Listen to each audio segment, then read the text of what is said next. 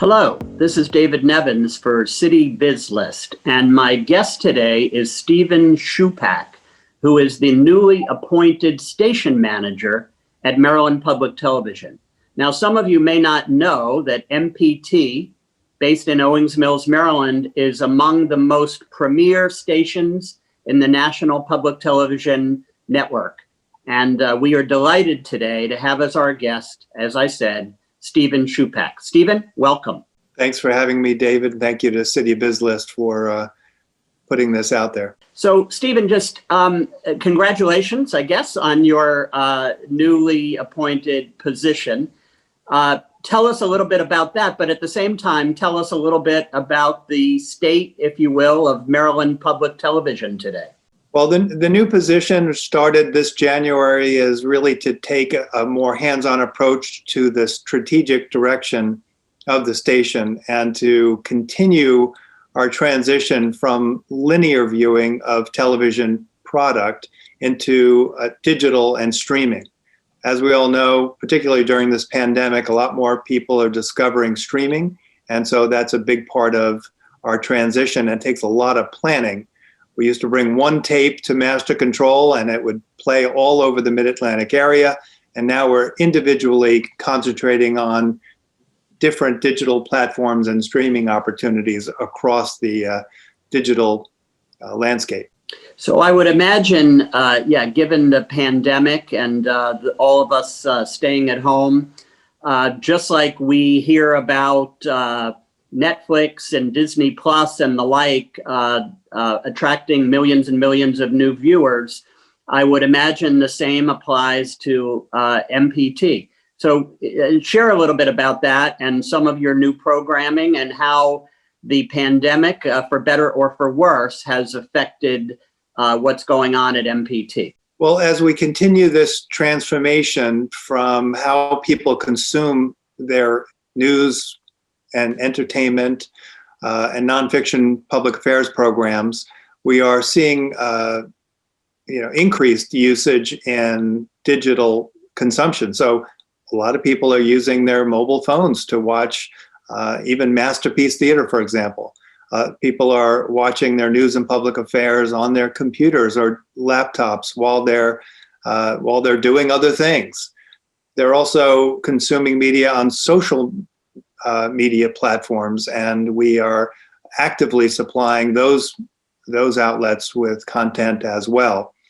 But broadcasting is still enjoying a fabulous renaissance right now. We're having a little bit of a sugar high in that our viewership is really up 30% year over year from 2019 over 2020. So people are still watching a lot of television, still consuming it. But I guess the news story is we're well positioned for the future of broadcasting in that we are fully outfitted for next-gen TV. We changed out our transmitters across the state, and we have all the technology in place and are seriously considering our move into next-gen TV. That's great. So I would imagine that your increased viewership, 30% increase is quite significant, is at least in somewhat due to a lot of your new programming.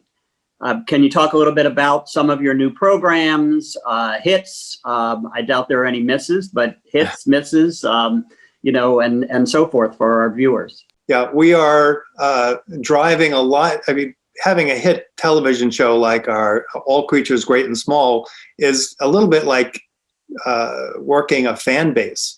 We have to cultivate that audience and make sure we're delivering that program everywhere people are on each device and anytime they want. So we're actively streaming MPT's main channel. We have 3 other channels, including a 24-hour-a-day kids channel and a second channel called MPT2 Create, and even a 4th channel that that is NHK World Japan. And all of these programs are being delivered in real time, and MPT's main channel, and it's is on a website. You could just click stream now and the program will play on any device. So it's kind of a neat time to reinvent how people are looking at television. And we have a number of shows that we're excited about. Coming up will be a brand new Ken Burns miniseries. We can't talk too much about it until it's announced, but that's really exciting for a PBS station to present that. And we have a number of hit local shows. We're in the 8th season, for example, of Maryland Farm and Harvest. This is a show that was a surprise hit for us.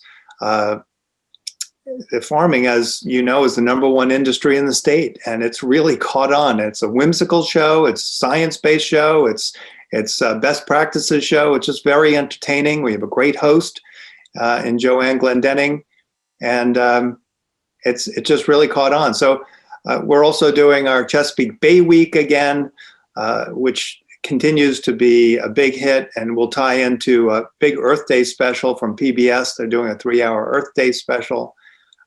We're also doing a lot of programs that are targeted to some of the conversations going on right now. For example, we have a program called, an initiative called Stand Against Racism, and we even focused on all the Maryland HBCUs this year in HBCU Week. So we're quite busy, but that's led to some challenges during the pandemic. When you are in production during a pandemic, you have to find workarounds.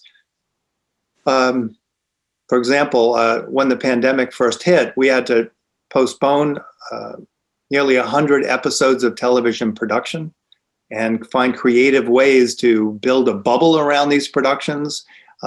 Project Fire program, for example, went completely offsite, where everybody was separated in a sleepover situation, and they were tested every day, and we had to make the program. Our automotive show, which we shoot typically around the world, the show is called Motor Week.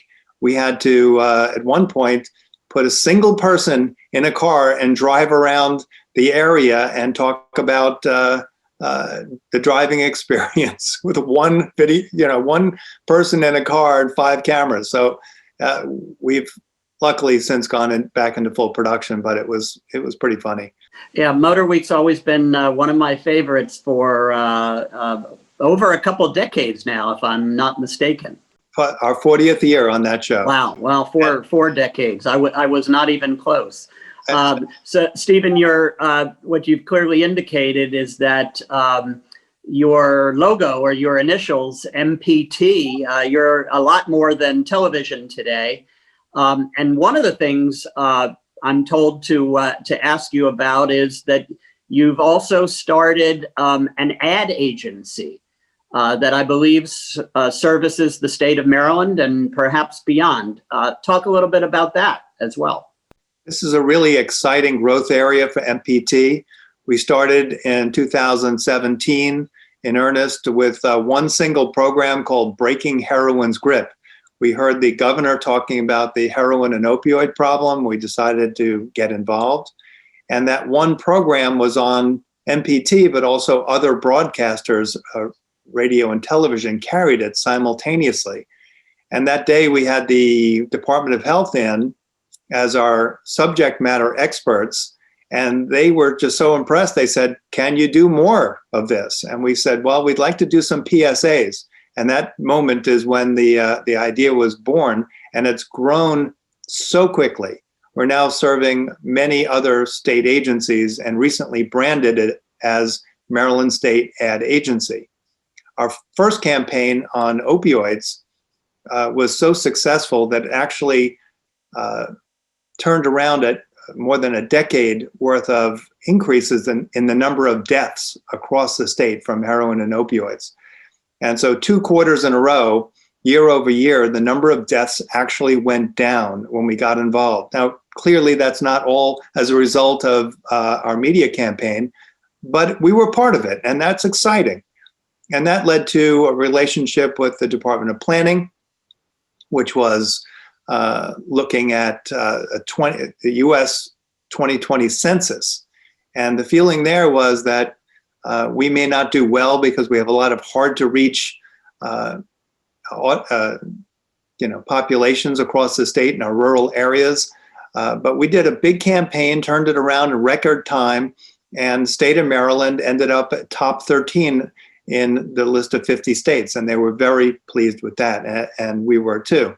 And that led to campaigns, on things as diverse as problem gambling. We're doing a project for Department of Labor on their work sharing program, which is sort of an unemployment insurance cooperative program paid for by the federal government, and on and on. And more agencies have signed on. And it's really exciting because this isn't just an ad agency, it's an extension of what we do in public service media. And even PSA is public service announcement.